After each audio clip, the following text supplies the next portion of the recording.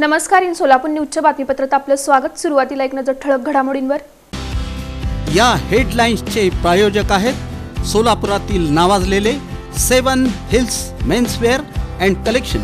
आता best quality आणि perfect fitting फक्त 7 हिल्स मध्येच.